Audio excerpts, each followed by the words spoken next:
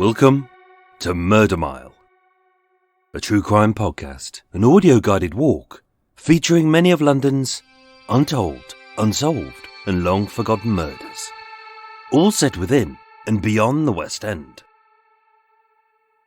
Today's episode is about a drug called TGN-1412. Successfully tested on animals, 8 healthy human test subjects were selected for a very routine trial, with all of the necessary safety measures in place. But within just a few hours of the drug being administered, 6 of the 8 would be fighting for their lives. Murder Mile's research used authentic sources. It contains moments of satire, shock, and grisly details. And as a dramatization of the real events, it may also feature loud and realistic sounds, so that no matter where you listen to this podcast, you'll feel like you're actually there. My name is Michael. I am your tour guide, and this is Murder Mile. Episode 123, The Elephant Men of Northwick Park.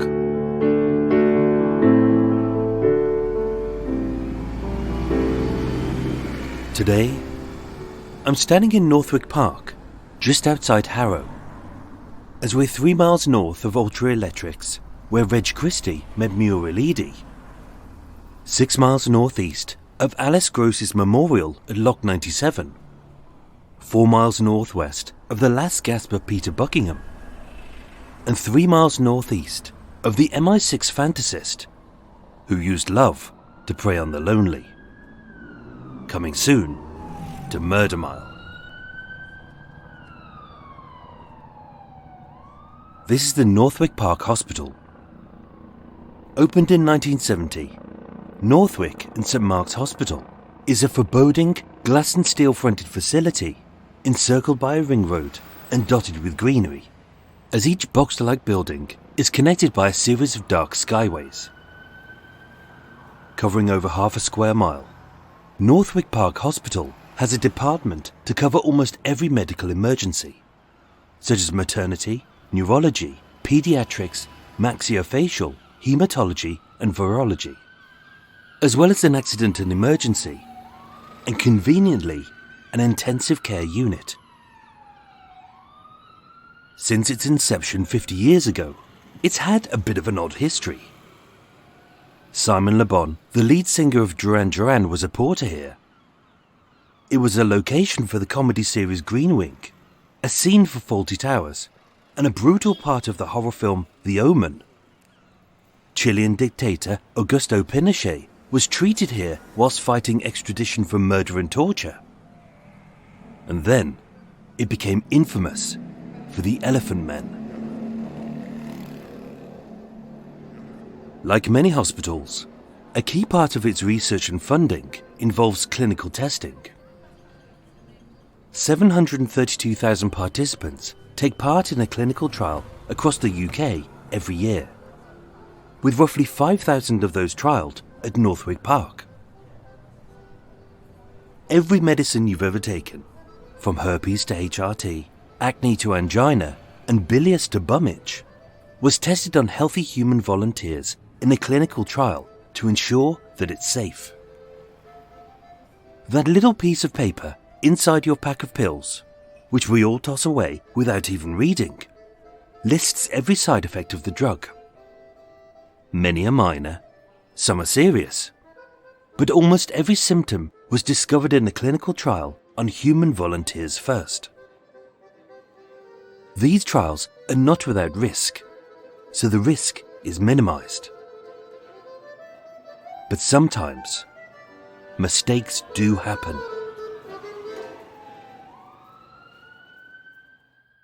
As it was here, on Monday the 13th of March 2006, the TGN-1412 was first tested on humans. And although the drug was designed to save lives, it left 6 healthy young men moments from death.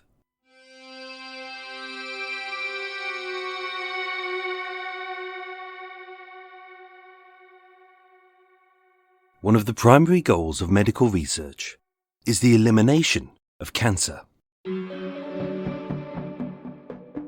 In 1984, two biochemists, Cesar Milstein and George Kohler, were awarded the Nobel Prize, having developed a technique for creating artificial monoclonal antibodies, also known as mAbs. Proteins which latch onto the surface of cells, initiate a chemical reaction, and stop the cells from dividing. In 2004, German pharmaceutical firm Genero were trialling a new mAb to treat leukemia, multiple sclerosis, and some autoimmune diseases. Its clinical designation was TGN-1412. Like many cancer drugs before it, TGN-1412 would latch onto the patient's T cells, a key part of the immune system, and kickstart the body's own defenses into a heightened state. One positive being that mAbs are less likely to be rejected by the immune system. But one negative is that it's hard to determine how toxic the drug might be to humans without conducting human trials.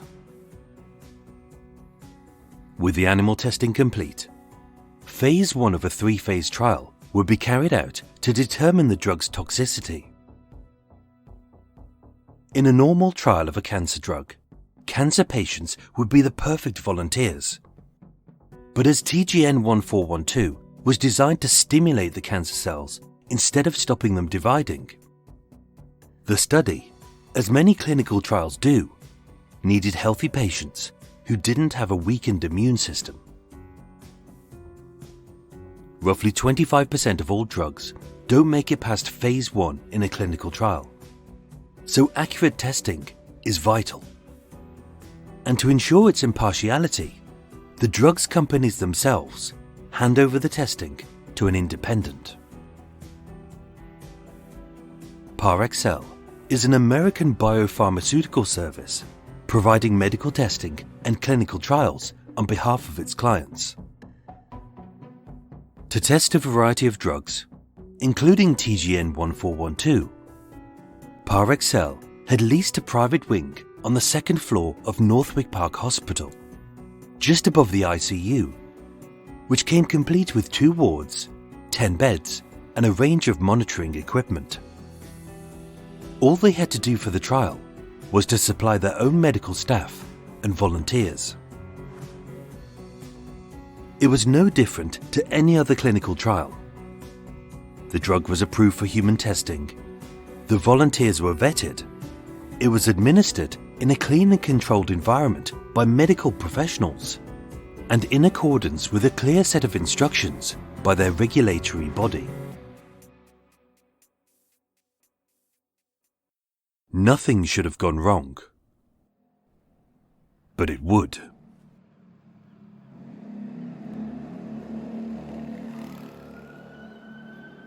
In February 2006, 8 volunteers were assessed at Northwick Park. All were healthy young men. Women are rarely used, as experimental drugs can cause a risk to reproductive organs. All were aged between 19 and 34. They had no health conditions. They weren't on any medications. And being ethnically diverse, they included British whites, Indian Asians, British Asians, Africans, an Australian, a New Zealander, and a South African. Their medical histories were checked, and their bloods were screened. For the volunteers, it was a no-brainer. Having been injected with a drug, all they had to do was lie in bed for 3 days, eating food, watching telly, and being prodded by doctors. And having described their symptoms, they would be given £2,000. The hardest part of any clinical trial is the boredom. It's the waiting which hurts. So many trial veterans know to bring books and music, whereas many newbies tend to play pool, or they learn to love watching loose women. Everyone had good reasons for being a human guinea pig. Rob Oldfield had returned from the US, where he was training to be an actor and needed to repay a loan to his mother. David Oakley had done 2 trials before and needed to fund his upcoming wedding. Navneet Modi, known as Nav, had done 2 trials before and needed money to buy himself a flight back home to India, but he was too proud to ask his father. Raised Khan was a recent graduate between jobs. Ryan Wilson was a trainee plumber saving up for driving lessons. Mohammed Abdelhadi, also known as Nino, was an Egyptian-born bar manager in need of some cash. And there were 2 other volunteers who were never identified, but their situation was exactly the same.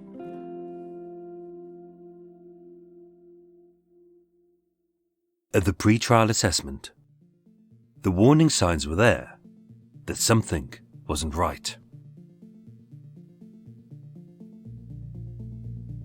The volunteers later stated, "There was no medical exam, no heart test, no listening to your breathing. You know, the normal things.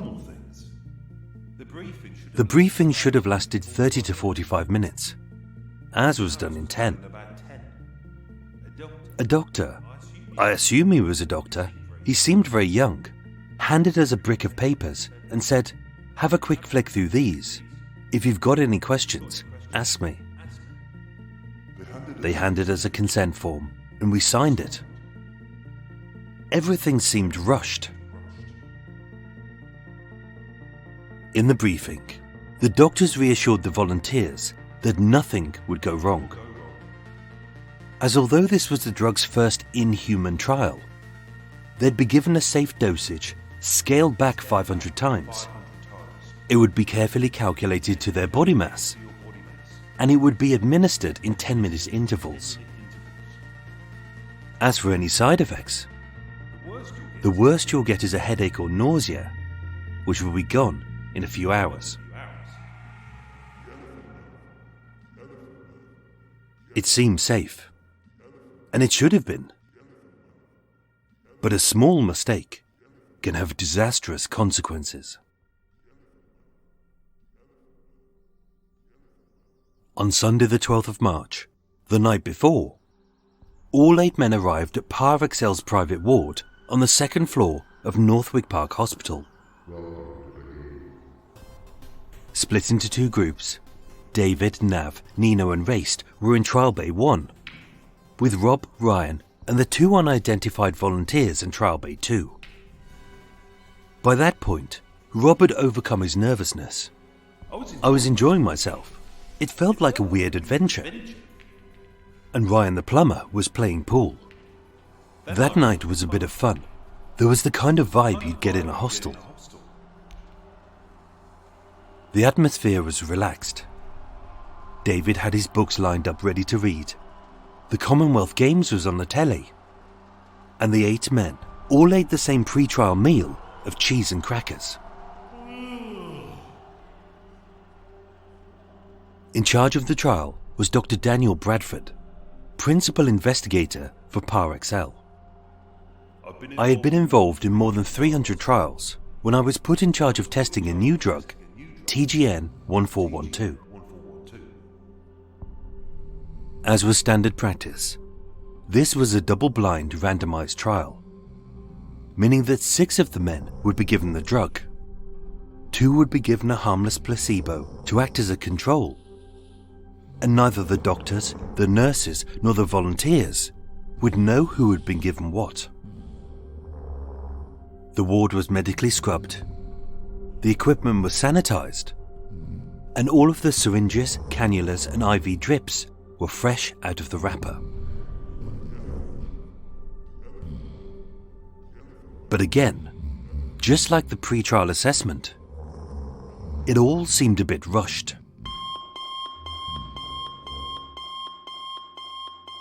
At 7:30 a.m, the volunteers were awoken. David was annoyed from the off. I like to wake up and have a shower. But there was no time for that, as the clinical team had a schedule of 10-minute intervals to keep.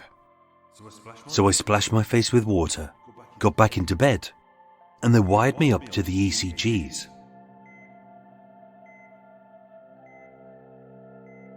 David Oakley was patient 001.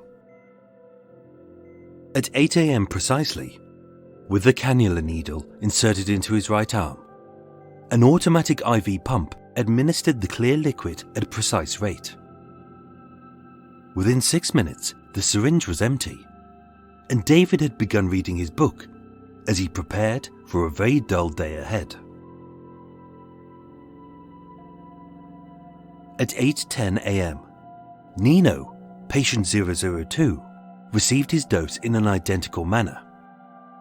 But weighing 14 stone, his higher dose of 8.9 milliliters was proportionate to his size.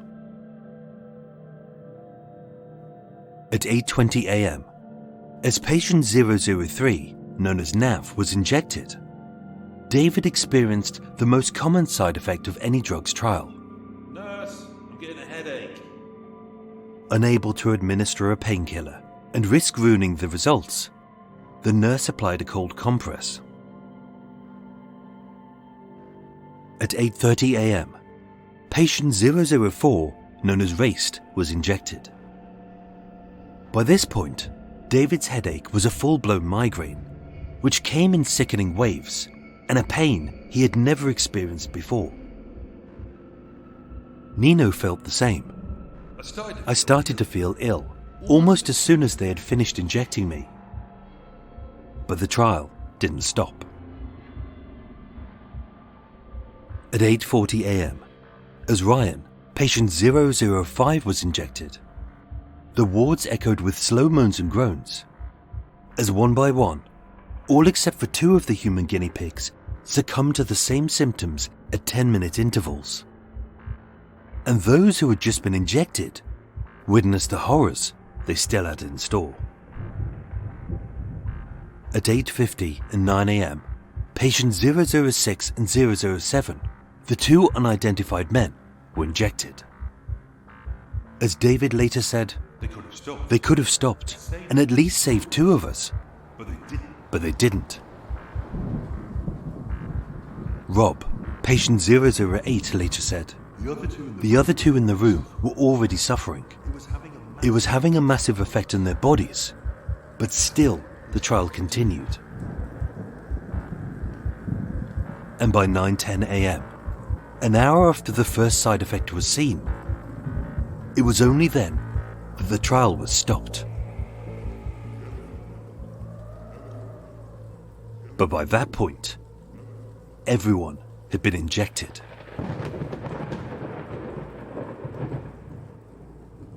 Headaches became migraines, and Nino started to hallucinate. He said, I felt like I had rocks in my head. Bright colours flashed before my eyes, and I had a conversation with some imaginary person. Crippled with lumbar myalgia, the volunteers were doubled over as an intense pain gripped their lower backs, rendering every possible position as excruciating as the next. Gripped with rigours, their bodies violently shook like they had hypothermia. It was like being dunked naked into the Antarctic, only being soaked with sweat. They weren't freezing, they were boiling. As a rapid fever wrapped their blood, their immune system ran rampant, and their core temperatures rose. Patients were bucking and burning, twisting and turning, growing sicker by the second. Terrified of the torturous pain he was in, and still yet to experience, Nav tried to flee, screaming, I don't want the money anymore. I just want to get out. Only to convulse and collapse in a crumpled heap. The peaceful tranquility of the ward was replaced by the chaos of a war zone. Rapidly breathing, with panic screaming, nurses frantically dashed from patient to patient, being too few to attend to too many. With the men's insides spewing out of every orifice, sheets were soaked in an ooze of festering fluids, as unable to control their own bodies. Hot spurts of urine soiled the beds.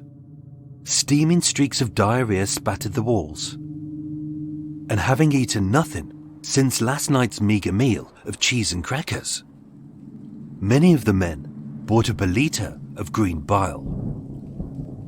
So much, even the nurse was shocked. Dr. Bradford later said, "They tumbled like dominoes. The wards were chaotic as they all went into shock." For that first hour, feeling a little anxious, hot, and unable to do anything but sit and watch, Raced and patient 007 had heard one of the doctors joke, "Well, now we know who the controls are." Only by then, one terrifying thought must have crossed their minds. Did I get the placebo? Or am I next?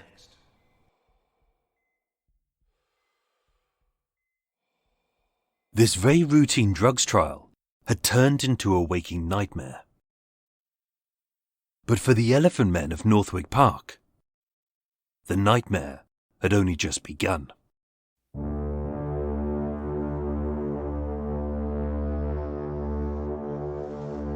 The symptoms the men had experienced that morning were nothing in comparison to what would happen to them over the next 5 hours. Becoming hypertensive, their blood pressure dropped to dangerously low levels, as tachycardia shot their heart rates from a sedate 60 beats per minute to a suicidal 100, 150, and even 200 BPM. With their fevers spiking, their temperatures should have been at about 98.6 degrees Fahrenheit or 37 degrees Celsius. But many rose to 107 Fahrenheit and 42 Celsius. Just a few degrees higher, and they would have been as good as dead. TGN 1412 was designed to kickstart the body's immune system to fight off infection and disease. But with no cancer cells to fight, and their natural defenses in overdrive, the body started attacking itself. Having developed lymphopenia, an abnormally low level of white blood cells, and monocytopenia, a reduced blood cell count, their blood had stopped fighting infection and carrying oxygen to their vital organs.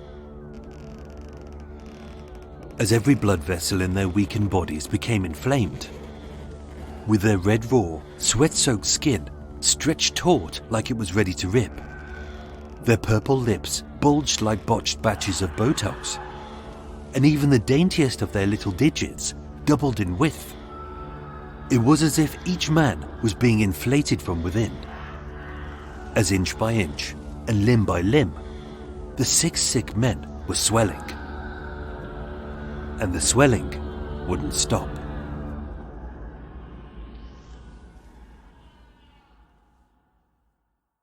At 1 p.m, 5 hours after the crisis began, Dr. Bradford ran down 2 flights of stairs to the intensive care unit at Northwick Park Hospital and grabbed 2 of the first doctors he could find.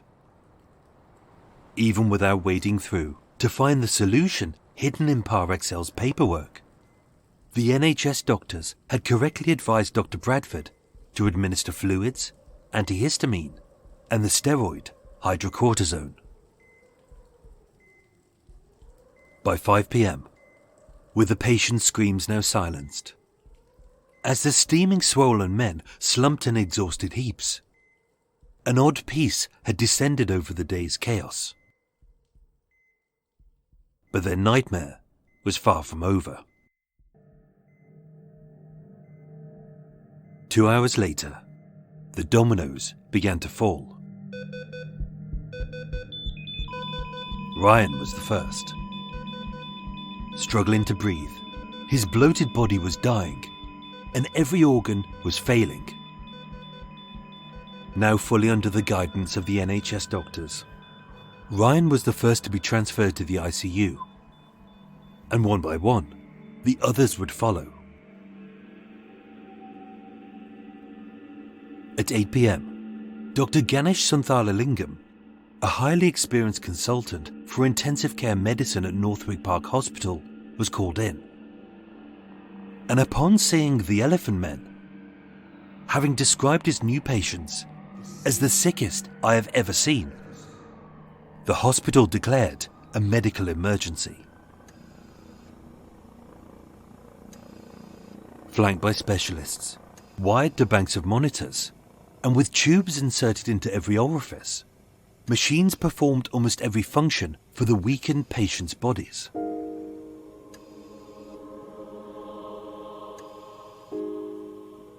Just after midnight, Dr. Suntharlingam called his colleague, Dr. Nikki Panaskaltis, the hospital's consultant hemato-oncologist.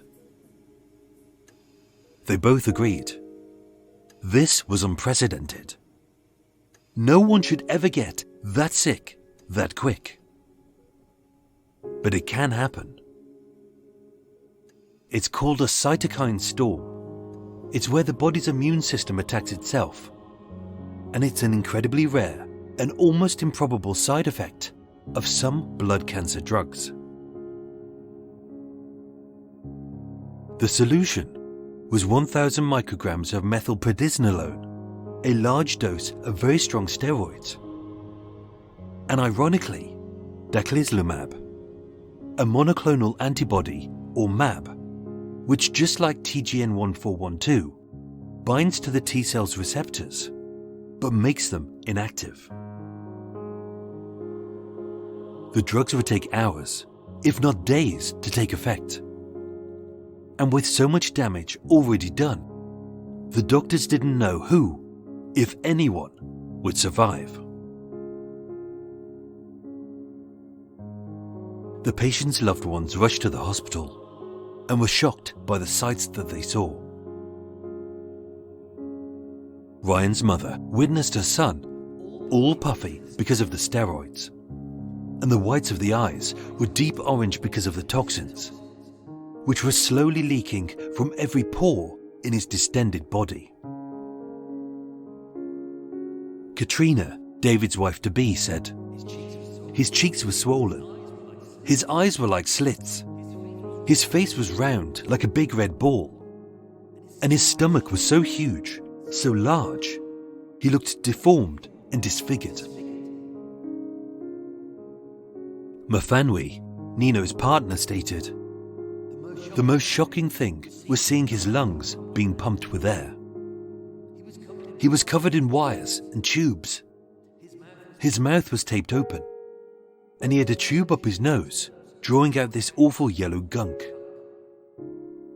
When I saw him, I wanted to grab his hand, but there was nowhere to hold because it was covered in tapes and needles. His face had swollen horribly, and his head had ballooned to 3 times its normal size.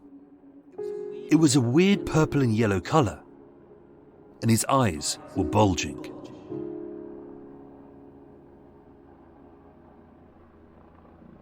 In a distressed state, she said, Nino had been left looking like the Elephant Man. And although it was an innocent comment, the tabloids ran with it, and by the morning, it was front-page news.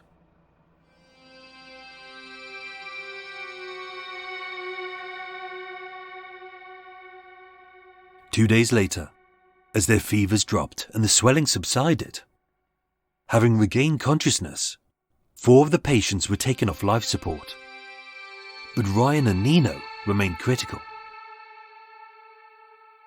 David later said, "When I first went to the toilet by myself, I nearly passed out. I'd lost 13 kilos. We had no muscles. We were like 90-year-old men. It would take weeks for their organs to repair, months for the anemia to resolve, and for years afterwards. Many were terrified of the risk of relapse, infection, and even cancer. They would all go on to live their lives as best they could. But for one, Ryan Wilson, the 20-year-old trainee plumber who was learning to drive, having suffered from pneumonia, septicemia, and dry gangrene, his fingertips fell off, and part of his foot and several toes had to be amputated. The investigation concluded that the drug had been injected into the patients within 6 minutes. That's 10 times faster than it had been injected in the animal tests. An initial report by the MHRA, described by many as a whitewash, made 22 recommendations for future inhuman trials. But no one was found culpable, as scientists couldn't explain why it had gone so badly wrong. Unable to cover the insurance, German pharmaceutical company Genero went bankrupt. And in 2009, Par Excel settled out of court, with all 6 volunteers receiving an undisclosed sum. In 2013, TGN-1412 was successfully trialled in Russia. In that trial, they used 0.1% of the antibody that was used in the Northwick Park trial, and it was infused into their bloodstream 40 times slower.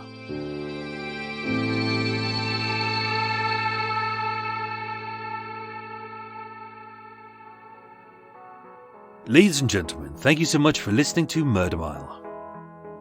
If you like cake and tea, and you'd love to learn more about this case, please do join me after the break. But before that, here's a brief promo for a true crime podcast which may very well be the cherry on your Bakewell tart.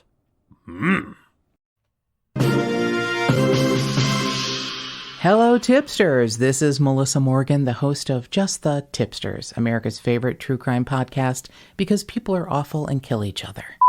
Hi, tipsters. This is Melissa Morgan, host of Just the Tipsters, America's favorite true crime podcast. Have you ever wanted to kill someone? Heyo, tipsters. This is Melissa Morgan, host of America's favorite true crime podcast, Just the Tipsters. And what makes Just the Tipsters America's favorite true crime podcast? It's because I said so, that's why. That's okay, right? I can say that? I mean, guard! Just the Tipster with Melissa Morgan is available on Apple Podcasts, Spotify, iHeartRadio, YouTube, Stitcher, the Radio.com app, and wherever pods are cast. Subscribe, rate, review. You'll be glad you did.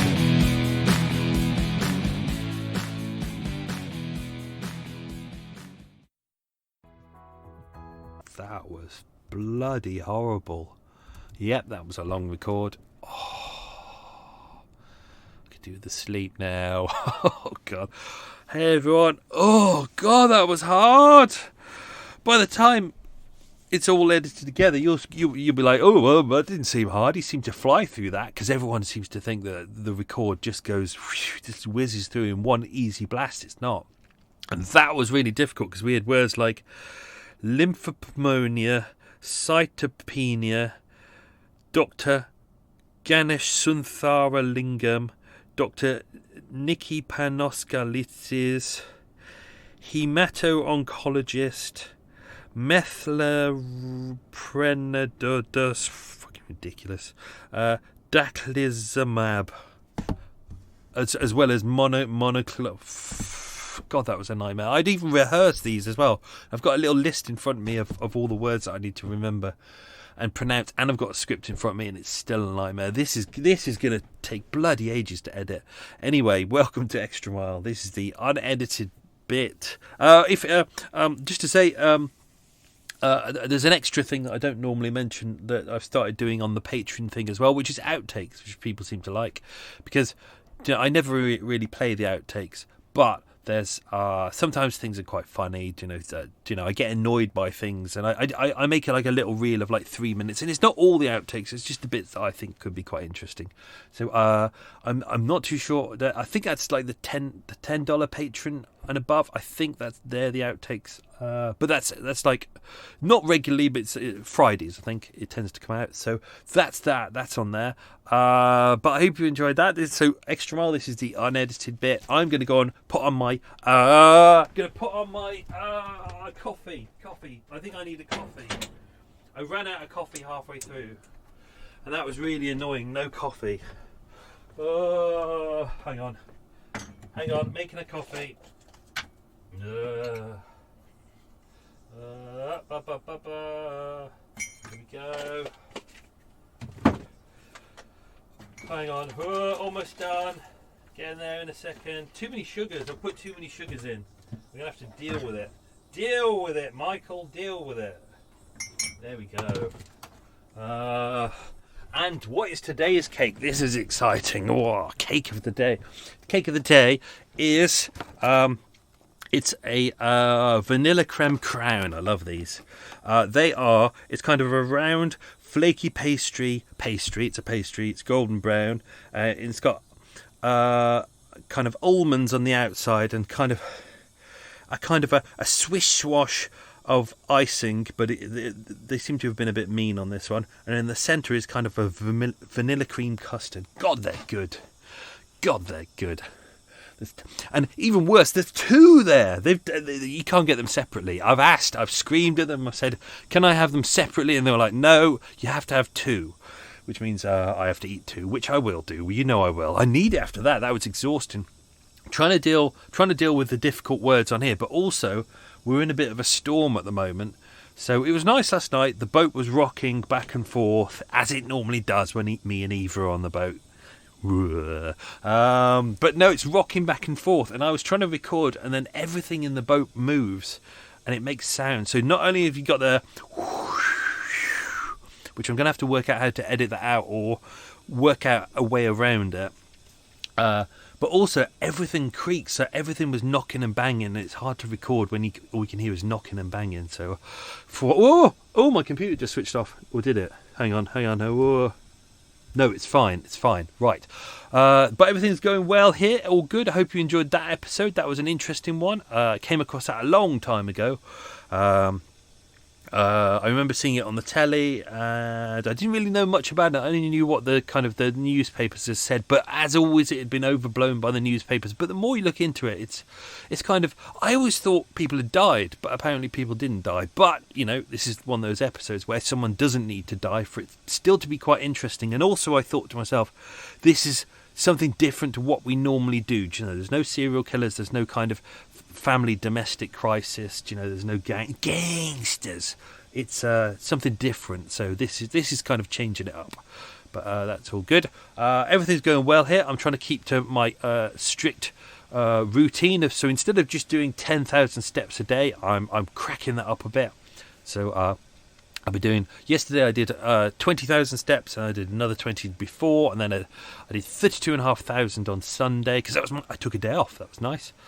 So I'm pulling in 125,000 steps this week, which means I will be above 500,000 for this month. And yet I'm still a fat bastard. Hurrah! Although... Hang on, doing my coffee. It's coffee, so I don't need to let it stew. And yes, you'll be delighted to know it's instant coffee. I don't seem to like. I find the proper coffee a little bit too strong for me. So I like the old wartime instant coffee. I quite like that.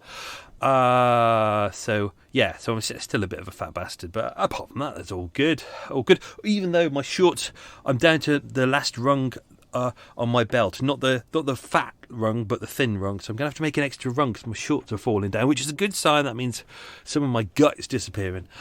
Before we get into everything, just a quickie, just some birthday messages. Happy birthday, Amy. Happy birthday, Bob. Happy birthday, Rich. Belated birthday to Bob and Rich. I think it'll be Amy's birthday by the time this episode goes out, if you're listening to it on that day, which you might not be. Happy birthday to the Rudit as well. Belated birthday to the Rudit. So what shall I say? As mentioned, this was quite a complicated case. The really hard thing about this was going through all the details and then trying to piece it all together, because some of the articles were badly written by the tabloids, but then other articles that I was going through, like in the medical journals, were written by doctors. And the problem with doctors is they like to show off to their chums. When you get a medical article, it's not written so people can understand it. It's nice when you find a doctor who can do that, but most of them are like, I want to impress my friends, I want to impress my colleagues, so I'm going to use as many complicated words as possible. And it's just like, even just trying to work out what a MAB was a nightmare. So hopefully I've tried to make this as simple as possible. So I thought if I can understand it, then you can understand it. So that's what I've been aiming for on this one. So we'll get into some extra details about the case that I didn't put in the episode. This episode will probably be cut down as well. So, but if you'll become a patron subscriber, or you get the unedited script every week, so you can have a go through and go, oh, look, these bits didn't make it into the episode. Just to say, I might have mentioned it before. I have mentioned it 100 times. Walk with me. New exclusive patron-only podcast. It's just a bit of fun. I record it after I've edited these episodes, so it's after I've kind of pieced everything together. And I can kind of give you more secrets into what kind of went into making the episode, but also things that might happen. So, there were some interesting things with the Alice Gross episode that I'm not going to tell anyone about. Only patron listeners will know about what happened in that episode. And also, it hasn't been released at the time that I'm editing this. It will go out this weekend, but Deadly Thoughts go out. And this is for... I've got a new tier, or it's not a new tier, but it's a tier called The Whole Damn Block. And I'd already messaged my people in that tier saying, I wish I could give them more to make sure that they had more value for money. And then I thought to myself, what about if I do another podcast? But not something that's really complicated, something that's just good fun. So it's a new podcast called Deadly Thoughts, just a bit of fun. It's a murder-related cooking show featuring me and Eva Green, of course. So that's going to go out weekly. The idea with that podcast isn't I just keep doing stuff. If you're a patron in that tier, you can feed to me, not feed to me like a mother bird being sick into a baby chick's mouth. That would be weird. It's kind of like, we have a bit of a back and forth dialogue with it. So if you have some ideas with it and you were like, what about this? What about that? We can all feed into it. So it would be all. The idea is we kind of naturally evolve the podcast and see where it goes. If you have some ideas, let me know if you're in that tier. And also with that tier as well, you get an exclusive Murder Mile mug. Oh, and I've just ordered 20 new ones as well. Oh, exciting. Right, slurp of coffee. Here we go. Oh, hot coffee, lovely. Warm coffee, good. Cold coffee, which is why I can't understand people having those, coffee frappuccino. Ugh, cold coffee. Ugh. Okay. What I'm going to do some extra stuff based around the what happened when they went to ICU, because obviously the important bit for the episode we've just done was kind of the precursor to that, kind of the build-up, what the drug was about. We did the preliminary stages where it was a little bit rushed. The assessment was rushed. There was no real medical testing. A lot of people who've been on it before, like David and Race, had done 2 before, and they said, normally the briefing's like an hour and a half. Here, you get your bloods checked, you get your heart done, you get your lungs checked. They check everything. But with this one, they said it was like half an hour and it was done. Here's a brick of paperwork, dump it in front of them. I think even Rob said he was like, he wanted to read it, but it was a brick of paperwork, and he felt embarrassed because the doctor was talking to him, and he felt rude trying to read this article and listen to the guy at the same time, so he didn't read it. And they were all reassured this is all fine, this is just a normal test, and it basically was. It went the same way as everything else. I think a lot of the medical professionals involved in this had become a little bit complacent because it was so generic. It was such a routine trial. But unfortunately, as you can see, a small mistake goes a long way. So we're going to jump. I didn't really put much of it in there, but Raced and patient 007, who were the placebo patients, they'd received the base. It was just basically saline, which is why they had no side effects at all, except obviously anxiety, because watching all this going on, they must have been absolutely terrified. But Ray said he was sitting there for about 3 or 4 hours watching all this going on. And I've mentioned in the episode, he said he felt like a ghost. Everyone was rushing around, and literally he was just being ignored. They hadn't got a reason to go and check on him.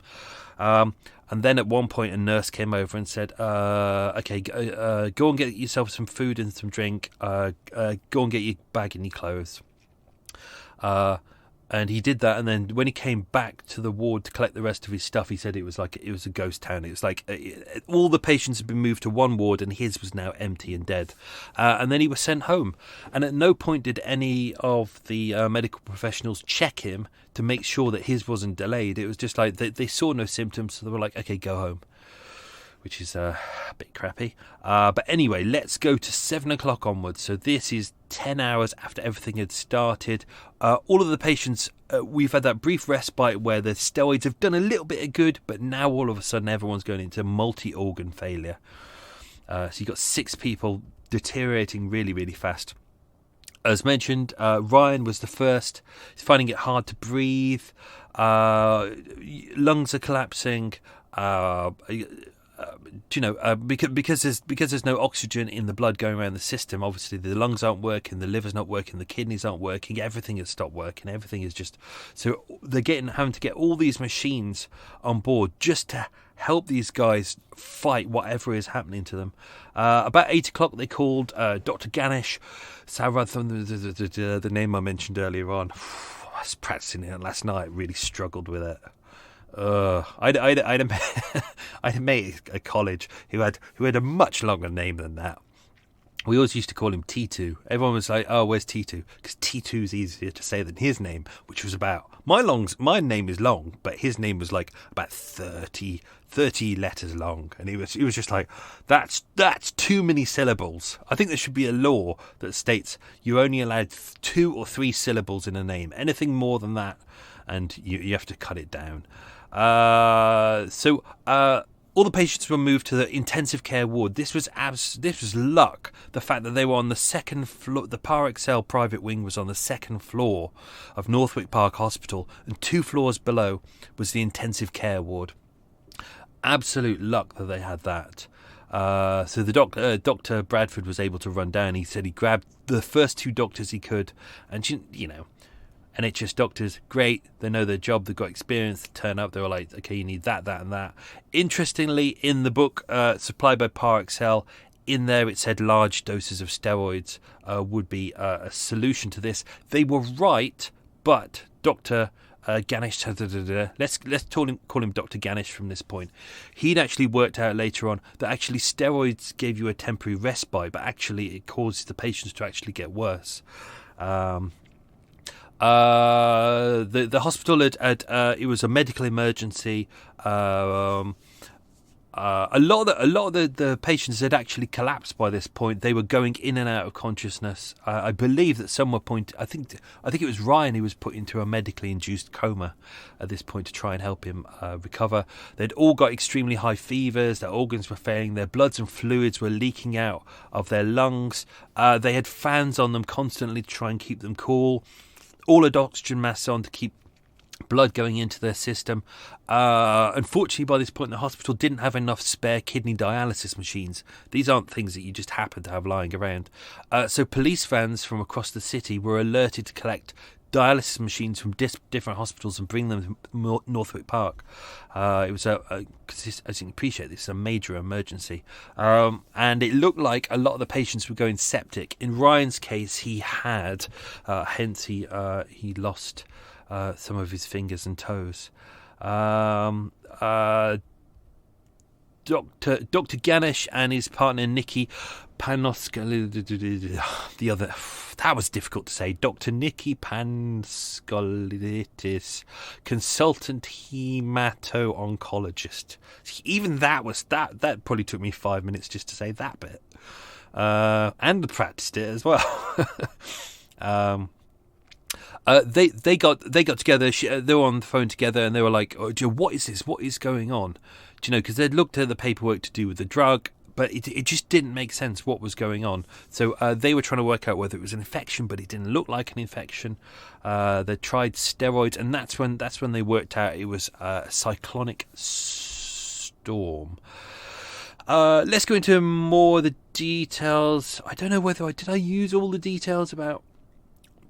The relatives turned up, so Rob's mum turned up about 2 a.m. She was called at about 2 a.m. Called in the middle of the night. She had to come all the way from Bristol, which is in the southwest, to Northwick Park. They said the doctors were saying this is possibly your goodbye, that the person may die. When Rob's mother arrived, the look in his eyes told him that he was in a bad condition. He said, I now know that I was very puffy because of the steroids. The whites of my eyes were orange because of the toxins. I didn't look well at all. With David Oakley, his partner Katrina was called at 3:30 a.m. The problem was because Par XL hadn't taken down a phone number of her, they really struggled to find a contact detail to get her to come over. So when she was called, she obviously raced over. Said he looked really bad. He was disfigured. He was on a ventilator. He was fighting for his life. The fluids inside his body had made them bulk up, which is why they were referred to as the elephant men, because their bodies were almost double, in some cases triple their size, especially with their heads as well, because a lot of the fluid had gone to their heads. There's only one photo of one of the patients, which was Rob, that was taken inside the ward that day. Although it's never been released, it is being used as part of the trial for this, but it was never released to the press. There's a version of what they look like, which I've uploaded to Patreon, but there's nothing else on there.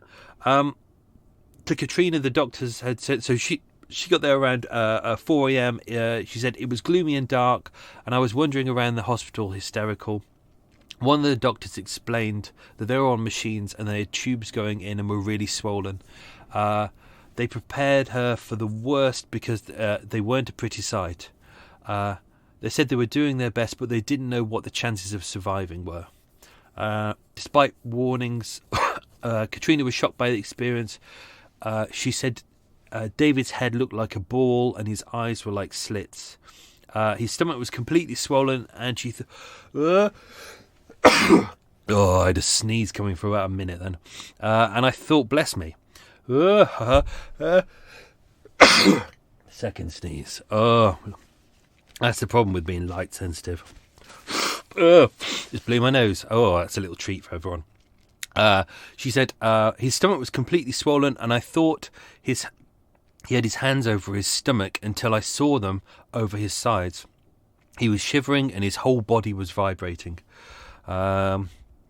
A lot of the details we get from Fanwy, who was there. She said, at that stage, I didn't think too much of it, and when the phone rang at 3 a.m. on Tuesday morning, I thought it was him, and I said, hi, you're up late. But it wasn't Nino, it was a nurse from Par XL. She told me Nino was in Northwick Park Hospital, and he had a bad reaction to the drugs. No shit. I knew something was up, but she refused to go into details. She just kept saying, he's very, very sick, you'd better get here, and they will explain everything to you. She leapt in her car and drove straight to the hospital. By the time she arrived, which was around 3:30, Nino had been sedated because he had become too distressed. She was not allowed to see him for an hour, as consultants explained that the anti-inflammatory drugs appeared to have had a reverse effect on the volunteers, causing uncontrollable swelling.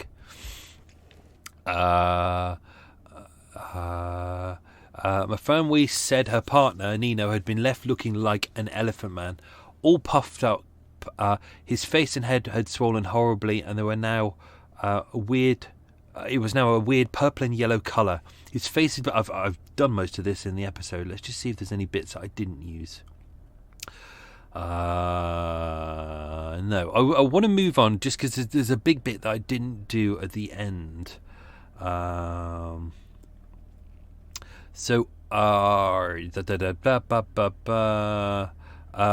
was next morning, obviously,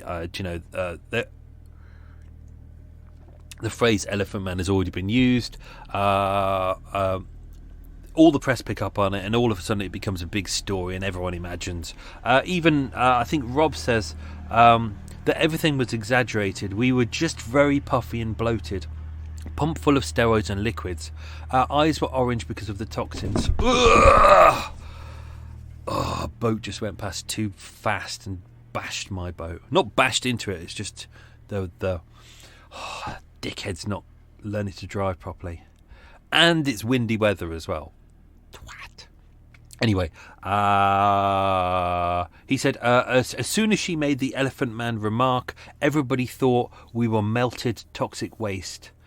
But he said that's not true. We were swollen beyond recognition, but we're still recognisably human. Said before long, there were reporters and film crews outside. The press were like lunatics hanging outside the hospital. Rob said, I had a little TV in my room and my family didn't want me to watch it because it was like they're in a critical state. Some of them could die. They thought that if you hear that, you start emotionally gearing for death and you're more likely to die. I never thought I was going to die. I'm not a pessimist. But if you look at the newspapers for the time, I've put one in the Patreon thing which says, it was a Sun headline. It says, we saw human guinea pigs explode. No, you didn't. Nobody exploded at all. But that's classic Sun headline where they just write any old shit and then people go, oh, they exploded. Oh, Elephant Man exploded. It's because it's easier to sell a newspaper if you put shit on the front page.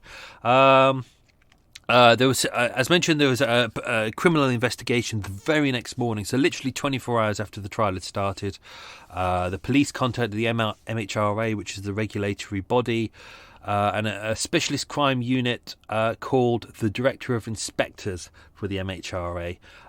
They seized everything to double check for tampering and neglect. The drugs were seized and everything was put into sealed bags. Dr. Bradford said, a few days later I was told I couldn't go into my office because the police had sealed off my desk and bin. The health secretary was called for an official investigation. Police were looking for someone to blame, an idiot who had given the wrong dose. But everything we did followed protocol. If it's written and you're a doctor, and that's it, isn't it? So it was never, to be honest, it was never stated in here who it was who said to put them in 10-minute intervals with the full doses within 6 minutes. So, that's what we don't know at this point. It was never really mentioned in any of the paperwork that I've seen.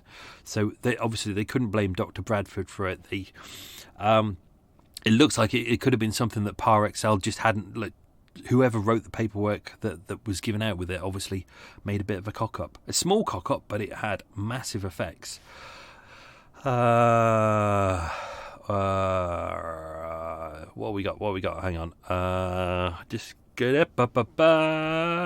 As mentioned, all of that for 2 weeks afterwards, all of their bloods had to be filtered 24 hours a day.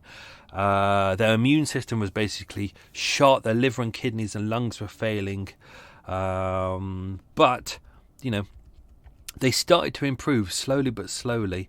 We've mentioned that David mentioned that their bodies were like he lost 13 kilos within 8 days. That's ridiculous. And they said we had no muscles left because you appreciate all the blood vessels are eating all the muscles, so they had literally nothing left. So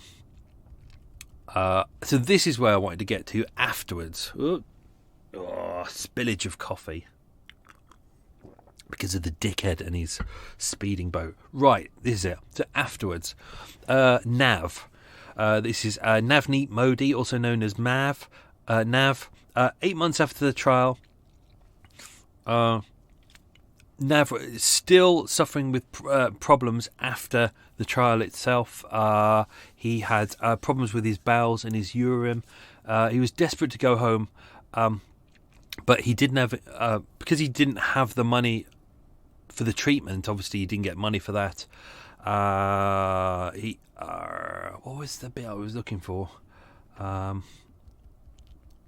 He hoped to go back to India, but he remained in the UK for tests and treatment. He doesn't recognise himself these days, at least physically. This is an article from like a year, 6 months to a year afterwards. Since the trial, he's managed to put back on 13 kilos. Again, he lost as much as David did. He has stomach problems, amnesia, and is exhausted. For the first 2 or 3 months, he says he could barely walk. I couldn't even iron my own clothes, couldn't cook for myself. Everything I did made me tired, even watching a movie. Beforehand, I had so much stamina, I could work 24/7. I once remember working through a 36-hour shift. Since then, I've had a complete blackout twice, and I've forgotten words. Where were we? Obviously, he didn't tell his parents, because his parents were in India, and he didn't tell his parents that he was doing the drug trial, because, as mentioned at the start, he wanted to get a ticket home to see his family, but he was too ashamed to ask his dad for the money. But because it was all over the newspapers, his parents actually found out what was happening, and they were quite upset with him about this. He said he used to be full of fun and adventure. I'd be out partying and clubbing. I wasn't bothered about taking the risks. I bought gold, then stored it, then sold it, made profits and losses. I was quite mischievous. Now I'm a very sober person. Mischievous was better. Modi was planning to settle down. His parents had hoped to arrange a marriage for him, but he has told them he is not ready. He said, I don't want to waste someone else's life. It could be that nothing happens to me, but you just don't know. I didn't say that to my parents exactly. Back home, it would be difficult for a widow to remarry. The doctors told him that he must stay here for tests for at least a year after the trial. He said he is lonely, bored and tired. As for Rob was the actor who'd just come back from America.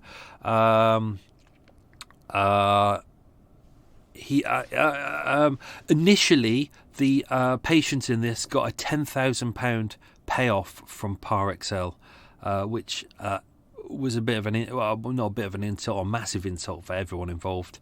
But he used that money to hire a personal trainer. As you can appreciate, he's an actor, so he wanted to get himself back into shape. Initially, his name wasn't mentioned in any of the articles coming out, because, as you can appreciate, he's an actor. He didn't want to be associated with being known as an elephant man if you're going to go off to be an actor. But he said, I've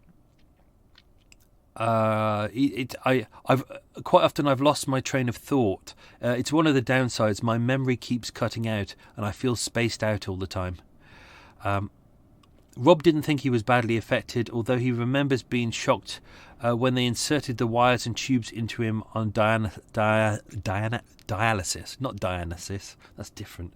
But 6 months on, he worries about everything. For over the past few days, he felt something weird around his heart and isn't sure whether it's a palpitation or indigestion. With David Oakley was diagnosed by Professor Powell as showing early signs of lymphoma, which is a type of cancer, and they found irregular cells in David's immune system. Obviously, he was absolutely worried about this, because obviously him and his girlfriend, fiance, wife-to-be at that point were hoping to have children. He was training to be a driving instructor around that time. That's why they were going to get married. They did get married in the end, and he was training to be a driving instructor. But he said it's very hard to concentrate on things at the moment. He is the same as everyone else. He's kind of was really struggling with kind of just keeping a single thought in his head. Looking at the details now, he didn't end up getting cancer, which is great. He eventually did get married, and they have, as far as I know, had a child or two children, as far as I know. So he seems to be doing okay. Nino, I haven't got any more updates on Nino. He was able to leave the hospital within 2 weeks to recuperate at home. As far as I know, him and Mafanwi are no longer together. But he, as with the others, he plagued by inability to sleep. He had nightmares. A lot of them suffered with anxiety afterwards and constant breathlessness. And as mentioned, Ryan Wilson, who was only 20 at the time, was in hospital for 4 months. He suffered heart, liver and kidney failure, pneumonia, septicemia and frostbite-like symptoms, which turned out to be dry gangrene, which resulted in his toes and sections of his feet being amputated and several fingertips fell off. He said, I'm still haunted by the words of my father, who told him the night before the trial, "Don't do it. Your body is a temple." After 21 days, he was still in critical condition, still in the ICU. Rob went to see him, but Ryan was unable to speak. His fingers had blackened by that point, and there was no hope of saving them. What else is there? Obviously, lawyers got involved at this point, trying to see if if the men could get compensation for what they'd suffered. But it ended up being a really, really long and overdrawn kind of process. One of the big problems was that the MHRA, who's the regulatory body, they did an investigation into this, and everyone who kind of read it just said, this is a bit of a whitewash. Basically, they're covering the arse of Par Excel and all that, and just saying that everything is fine. And here's some recommendations for the future, but there's no one to blame here. There is. I might upload this. There is the report that you can have a look on there. You can have a look online. The report is available on there. Par Excel issued a statement, but again, that statement as well was kind of a bit of a same as the MHR recommendations, that doses should from now on not be given to other volunteers all on the same day, that everyone should receive lower doses, that all high-risk trials should be placed in hospitals, and this would be adopted by the European Medical Agency as well. They admitted that there were some failures in the report. A failure to complete the full medical background of the trial subjects in writing, and the medical history of one volunteer was not updated. There was no contract in place between Togenero and Par Excel at the start of the trial, and only a draft contract between Par Excel and the private laboratory which was used. 2 volunteers were allowed to leave the trial before it was confirmed if they had received the placebo. Par Excel failed to review Togenero's insurance policy to ensure there were no exclusions in it that would impact on the volunteers. One of the doctors involved in the trial did not have adequate training or experience, and there was no 24-hour medical cover. As mentioned, Togenero, the German pharmaceutical company, went bankrupt owing to the insurance that they had. It emerged that Togenero had insured the volunteers for only £2 million. The lawyers for this said any lawyer worth their salt will tell you this is a ridiculously small amount. We insure for about £9 million a case. That's just the lawyers, not the medical people. There's a little quote by Dr. Bradford here. He said, "I am proud of the way the team kept the men alive. We could have had 6 corpses. One man had to stay in hospital for a couple of months, and another was kept in for a few weeks. The other 4 were stable after about 10 days. The worst affected patient lost his fingers and toes, and they were all told they could be more likely to develop other diseases in the future." This was the fear for all of the men, was not just the physical ailments, but because their immune system was weak, what other diseases and infections can they get? And imagine what it's like for them right now with COVID going on as well. The investigation, the Duff report, took several months. It found no negligence, but made 22 recommendations. Laws have changed around the world as a result of the trial. You can't dose all of the volunteers in one day anymore. That was the last first in-man trial I did. As doctors, we swear to do no harm, and I felt guilty every day for years. I told myself I should have given lower doses. I should have somehow known they were too high. But other doctors told me it could have easily have been then. I thought about the men a lot in the last 10 years. I would love to know how they are. I don't think they would want to hear from me. I'd like to look them in the eye and say sorry. And that's it. That's it. As mentioned, the drug has been renamed TAB-08. It was trialled in Russia. They obviously used a much lower dosage, and it is now effectively being used to treat cancer. Cool, dear, that was a lot. That was too much an extra mile there. I think that was an extra mile overload. So I'm not going to waffle on because I've got a coffee to drink. I've got a creme crown to tuck into. That's next. That's going to be shoved straight into my face. I don't think I'm going to chew or swallow. And then I've got to edit this, which is going to be a bloody nightmare. Right. Thank you so much. Hope you enjoyed that. We got a two-parter next week, I believe. I could be wrong. But it's a very interesting one, a very different. So I hope you enjoyed that. Thank you so much for listening. And wherever you are, whatever you're doing, please stay safe. Lots of love. Bye-bye.